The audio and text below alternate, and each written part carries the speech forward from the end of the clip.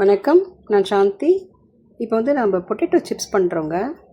உருளைக்கிழங்குலாம் நல்லா கழுவிட்டு தோல் எடுத்துடலாங்க. தோல் எடுத்து இந்த உருளைக்கிழங்கு சீவுறது இருக்கு இல்லையா, அதில் நல்லா சீவிடலாங்க. பாருங்கள், ஒரே மாதிரி ரொம்ப பெருசாக இல்லாமல் மெல்லிசாக இல்லாமல் ஒரு மீடியம் இருந்தால் நம்ம சீவிட்டுருவோங்க.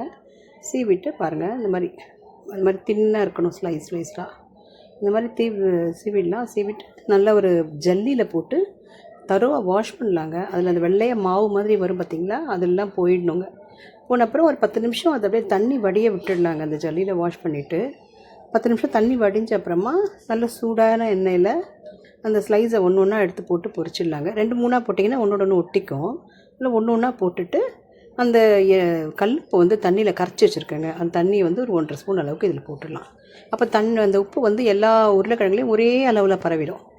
நம்ம தனியாக தூள் உப்பு தூவ வேண்டாம். சிப்ஸ் செஞ்சுட்டு பாருங்கள், நல்லா அந்த சலசலப்படங்கின அப்புறம் எடுத்துடலாங்க.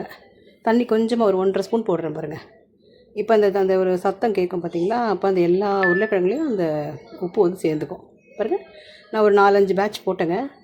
ஒரு 3/4 கிலோ உருளைக்கிழங்குல எவ்வளோ பார்த்திங்களா சிப்ஸு. ரொம்ப டேஸ்ட்டாக இருக்குங்க, நல்லாயிருக்கும். இப்போ கடையிலலாம் என்னென்னமோ ஃப்ளேவர்லாம் போடுறாங்க, அது நமக்கு பிடிக்க மாட்டேங்குது. இந்த மாதிரி செஞ்சு பாருங்களேன் ஒரு வாட்டி. எப்படி இருந்தது சொல்லுங்கள். தேங்க்யூ. சப்ஸ்கிரைப் பண்ணுங்கள். பாய்.